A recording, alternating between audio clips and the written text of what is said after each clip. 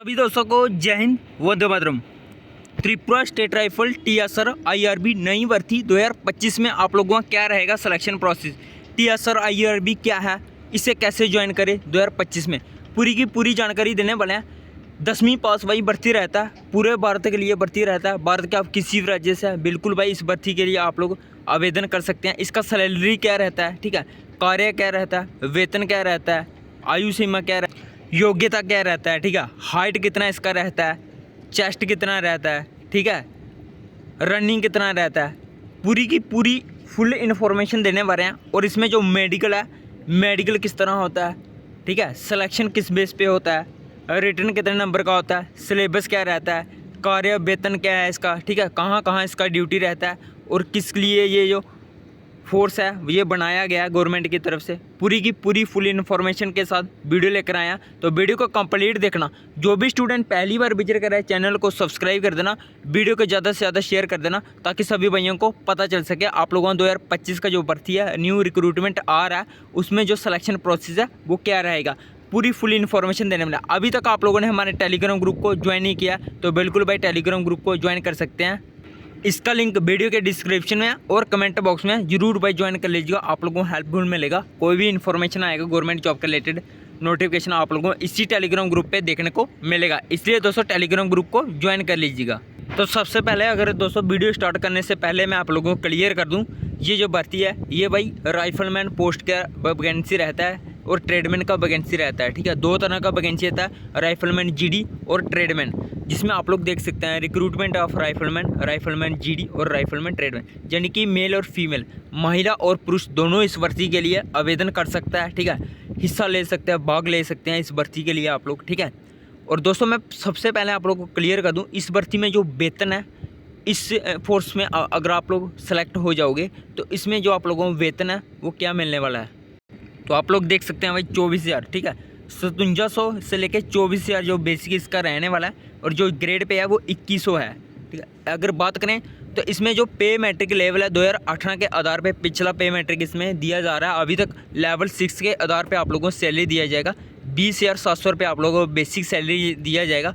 उसी के साथ साथ आप लोगों का जो सैलरी स्ट्रक्चर है, सैलरी के साथ आप लोगों का प्लस अदर एलोवेंस आप लोगों को टाइम टू टाइम जो गवर्नमेंट के द्वारा, त्रिपुरा स्टेट गवर्नमेंट के द्वारा जो टाइम टू टाइम आप लोगों को दिया जाएगा, अलाउंस लिए दिया जाएगा, आरएम में दिया जाएगा, ration money allowance, medical allowance दिया जाएगा, एचआरए हाउस रेंटल अलाउंस दिया जाएगा।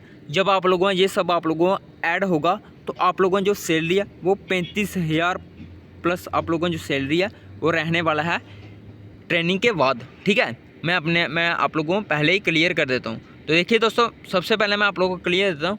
Number of vacancy rifleman GD male and female state quota, ठीक है, दो तरह का इसमें वैकेंसी रहता है, स्टेट वाइज वैकेंसी रहता है, सॉरी स्टेट कोटा रहता है वैकेंसी, और आउटसाइड, जिसमें ये जो वैकेंसी होता है ये त्रिपुरा स्टेट राइफल है। इस फोर्स का भाई नाम है त्रिपुरा राज्य राइफल, जिसमें त्रिपुरा राज्य राइफल के लिए ये वैकेंसी बनाया गया था। वहाँ पे क्या है कि नक्सलवाद एरिया था, उसको घटाने के लिए इसका गठन किया गया था, तो इसलिए ये जो फोर्स है ये बनाया गया है, ठीक है।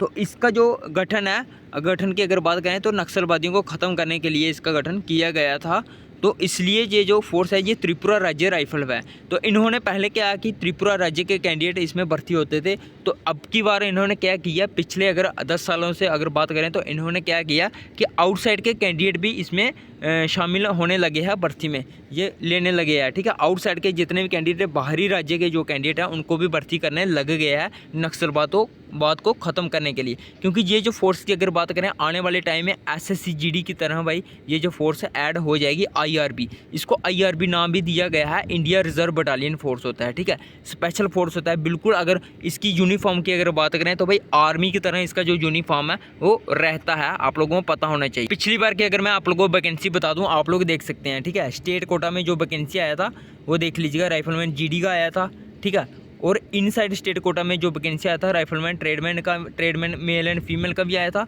और मेल एंड फीमेल जीडी का वैकेंसी भी आया था, जो पिछली बार वैकेंसी आया था, ठीक है। आप लोग देख सकते हैं आउटसाइड बाहरी राज्य वालों का भी इसमें वैकेंसी रहता है, rifleman GD male and female outside state quota, ठीक है। बाहरी राज्यों वालों का जीडी में भी वैकेंसी आता है और ट्रेडमैन में भी आता है, ठीक है। Outside state quota rifleman tradesman, outside state quota का ट्रेडमैन में भी वैकेंसी आता है और जीडी में भी आता है, यानी कि बाहरी राज्य के जो कैंडिडेट है इसमें फॉर्म भर सकते हैं, ठीक है, भर्ती के लिए आवेदन कर सकते हैं। नेक्स्ट अगर बात करें तो भाई इसका जो एज क्राइटेरिया वो क्या रहता है। अगर आप भर्ती में फॉर्म अप्लाई करोगे तो आप लोगों का जो एज क्राइटेरिया वो क्या रहता है। पिछली बार की अगर बात करें, मैं पिछली बार पूरी यानी कि ऑफिशियली नोटिफिकेशन के आधार पे आप लोगों को दोस्तों बता रहा हूँ, आप लोग देख सकते हैं एज क्राइटेरिया जो आप लोगों का एलिजिबिलिटी क्राइटेरिया फॉर्म को अप्लाई करने के लिए मिनिमम आप लोगों का जो एज है वो 18 वर्ष होना चाहिए। 18 वर्ष से अगर आप लोग भाई कम है तो आप लोग भाई भर्ती के लिए आवेदन नहीं कर सकते हैं, ठीक है। 18 से 23 साल 23 साल का जो एज है ना वो बाहरी राज्यों के लिए, एक त्रिपुरा को छोड़ के, अगर आप त्रिपुरा के लिए हो तो आप लोगों को 5 साल का एज रिलैक्सेशन यानी कि 28 साल तक आप लोग फॉर्म अप्लाई करोगे कर सकते हो अगर आप त्रिपुरा राज्य से होगे तो, ठीक है। अगर आप बाहरी राज्य से होगे तो 18 से 23 साल ही आप लोगों का एज क्राइटेरिया रहेगा।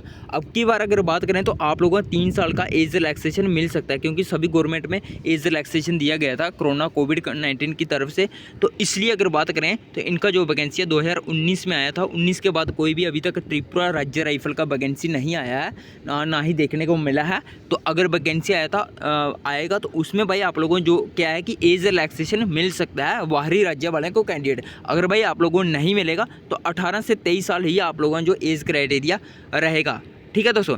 और अन्य जो त्रिपुरा राज्य के कैंडिडेट हो गए, SC ST एक्स सर्विसमैन हो गए, CP हो गए, TSR पर्सनल हो गए, जो कॉन्ट्रैक्चुअल बेस पे हो गए, उन लोगों को अलग से बेनिफिट दिया जाता है इसमें, ठीक है। आप लोगों को पता होना चाहिए, क्लियर। जिसमें दोस्तों नेक्स्ट अगर बात करें तो एजुकेशनल क्वालिफिकेशन यानी कि एजुकेशन पढ़ाई आप लोगों का जो योग्यता है वो कितना रहता है। इस भर्ती में अगर आप लोग आवेदन करोगे तो आप लोगों का जो योग्यता है यानी कि जीडी में फॉर्म अप्लाई करोगे तो क्या आप लोगों का क्वालिफिकेशन रहता है, ट्रेडमैन में करोगे तो क्या आप लोगों का क्वालिफिकेशन रहता है। देखिए दोस्तों जीडी में अगर आप लोग फॉर्म अप्लाई करोगे तो आप लोगों के पास मैट्रिकुलेशन यानी कि 10वीं पास होने चाहिए और किसी भी बोर्ड से पास किया है, रिकॉग्नाइज बोर्ड से, कोई दिक्कत नहीं है, आप लोग आवेदन कर सकते हैं। इसका जो योग्यता है वो 10वीं पास रहता है जीडी में, कोई भी एक्सपीरियंस कोई भी टेक्निकल डिप्लोमा कुछ नहीं मांग रहता है, ठीक है। और ट्रेडमैन में दोस्तों अगर आप लोग फॉर्म अप्लाई करोगे तो आप लोग किसी भी रिकॉग्नाइज बोर्ड से पास किया है 10वीं विद चलेगा और उसके साथ आप लोगों के पास 2 साल का ट्रेड के लिए एक्सपीरियंस होना चाहिए। अगर आप इनमें से किसी भी ट्रेड में फॉर्म अप्लाई करोगे दोस्तों, कुक में करोगे, वाटर कैरी में, बार्बर में, धोबी में, स्वीपर में, तो आप लोगों के पास 2 साल का एक्सपीरियंस होना चाहिए। चाहे आप लोगों के पास होटल का एक्सपीरियंस हो, ठीक है, इंडस्ट्री का हो, ITI का हो, आप लोगों का चलेगा, ठीक है। एक्सपीरियंस नहीं होगा तो ITI होना चाहिए, ठीक है। ITI नहीं तो डिप्लोमा हो, आप लोगों का चल सकता है।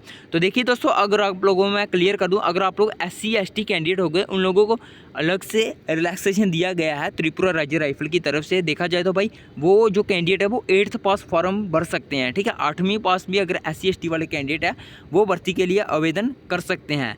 नेक्स्ट अगर बात करें तो आप लोग देख सकते हैं इस भर्ती में जब आप लोग आवेदन करोगे, भर्ती के लिए जाओगे, इसका जो सिलेक्शन प्रोसेस में अगर बात करें तो इसका जो हाइट है वो क्या रहता है। देखिए दोस्तों ऑल कैंडिडेट का जो हाइट है वो 170 सेंटीमीटर रहता है। आप लोग देख सकते हैं UR और SC का जो हाइट है 170 सेंटीमीटर रहता है मेल का, और फीमेल का जो हाइट है 157 सेंटीमीटर रहता है, आप लोगों को पता होना चाहिए। और चेस्ट की अगर बात करें आप लोग देख सकते हैं 80 से 85 आप लोगों का चेस्ट रहता है। 80 आप लोगों को नॉर्मल चेस्ट होना चाहिए और फुलाव करके 5 का फुलाव करके आप लोगों का 85 चेस्ट यो होना चाहिए। तो देखिए जाए अगर ये जो वैकेंसी है ये त्रिपुरा राज्य राइफल है, जिस तरह भाई SSC GD BSF CRPF अन्य CAPF जो आप लोगों को एज रिलैक्सेशन देता है, ठीक है, जिसमें PT PST में आप लोगों को रिलैक्सेशन देता है, इसी तरह भाई ये त्रिपुरा राज्य राइफल जो है ये भी भाई आप लोगों को रिलैक्सेशन देता है, ठीक है। हाइट में जो भी कैंडिडेट इन राज्य से बिलोंग करेगा उन लोगों का जो हाइट है 165 सेंटीमीटर लेता है, आप लोगों को पता होना चाहिए। अगर आप लोग असम से हो, हिमाचल प्रदेश से हो, जम्मू कश्मीर से हो,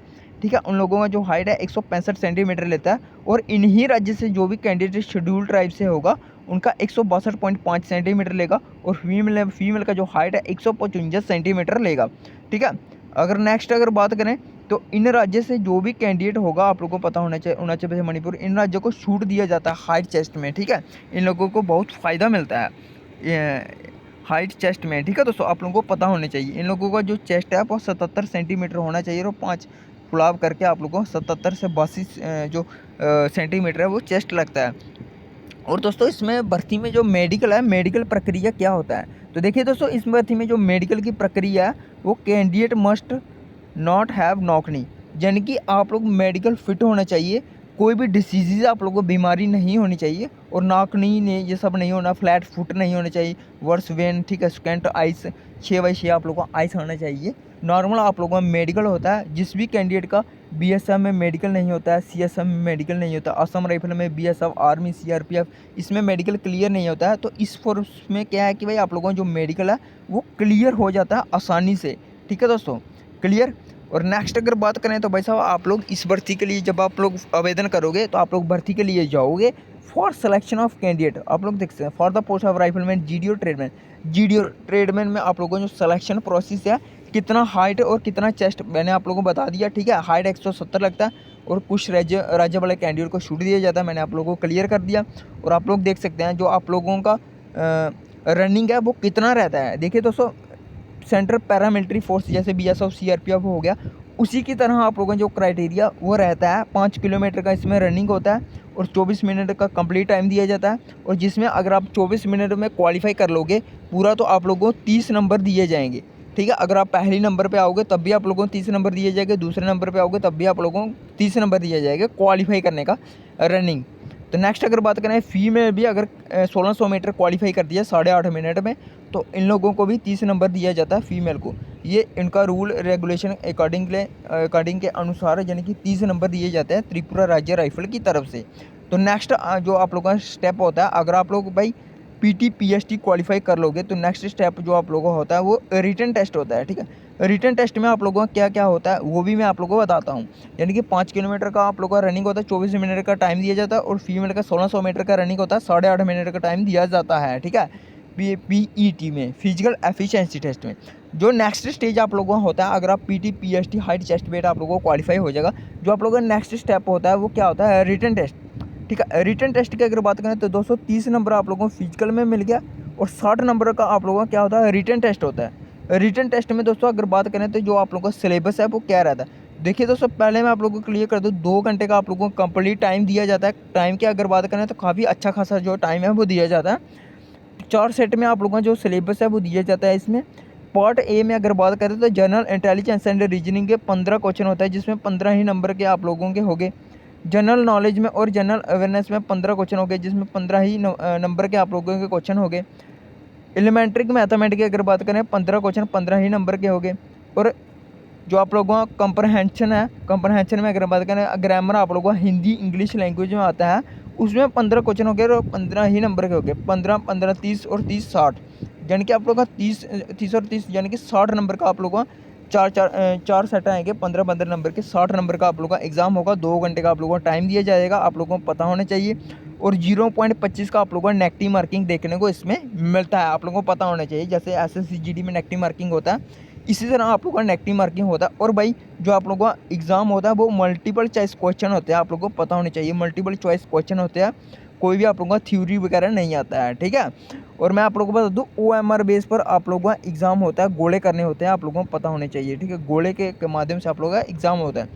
कितना भाई 30 नंबर का आप लोगों का फिजिकल था और 60 नंबर का हो गया एग्ज़ाम। ठीक है, 30 नंबर का फिजिकल और 60 नंबर का हो गया आपका एग्ज़ाम। कितना हो गया, 90।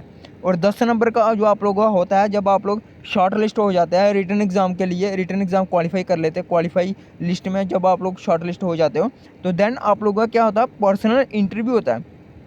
Personal interview aspiring candidate male and female का जो होता है वो पर्सनल इंटरव्यू होता है। सेल्फ टेस्टेड सब डॉक्यूमेंट लेके आप लोगों को वहाँ पे जाना होता है। त्रिपुरा राज्य, त्रिपुरा स्टेट में जाना होता है। वहाँ पे आप लोगों का क्या होता है, पर्सनल इंटरव्यू होता है। पर्सनल इंटरव्यू में क्या है कि पर्सनल आप ही के बारे में भाई पूछता है कि आप लोग क्या करते हो, कितनी स्टडी किया है, क्या करते हो, घर में परिवार कौन है, माता पिता क्या करते हैं, भाई क्या करते हैं, ये सब आप लोगों से पूछता है। पर्सनल इंटरव्यू के माध्यम से आप लोगों का फिर नंबर देता है। आप लोगों को 10 में से किसी को 7 नंबर देता है भाई, ठीक है, किसी को 5 नंबर देता है, किसी को 4 नंबर देता है। जिसमें बात करें पर्सनल इंटरव्यू में 10 में से 3 नंबर वाला सब पास होता है। ये आप लोगों के जो नंबर है ये जुड़ता है भाई, ठीक है, यानी कि रिटन एग्जाम में आप लोगों का ऐड होता है नंबर, फिर आप लोगों का जो मेरिट है वो फाइनल सिलेक्शन लिस्ट के आधार पे मेरिट बनता है। ठीक है दोस्तों, बात करें तो पिछली बार जो आप लोगों का मेरिट है 73 का गया था आउटसाइड कोटा में। आप लोगों ने जो मेरिट की अगर बात करें तो 73 का मेरिट गया था आप लोगों को आउटसाइड कोटा में।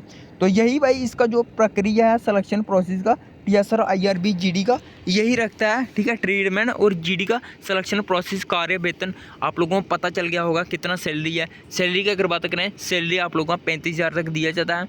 और हाइट कितना, चेस्ट कितना, सिलेबस कितना क्या रहता है, ये सब मैंने आप लोगों को क्लियर वीडियो के माध्यम से बता दिया है। वीडियो अगर आप लोगों को अच्छा लगा तो वीडियो को लाइक कर देना। वैकेंसी इसका बहुत ही जल्द आ रहा है, थोड़ा वेट और कर लीजिए, काफ़ी टाइम हो गया इसका वैकेंसी आए, तो बहुत ही जल्द आएगा, आप लोगों को पता होना चाहिए। वीडियो अच्छा लगे वीडियो को लाइक कर देना, दोस्तों में शेयर जरूर कर देना। तब तक के लिए जय हिंद, फिर मिलेगा आगे नेक्स्ट वीडियो में।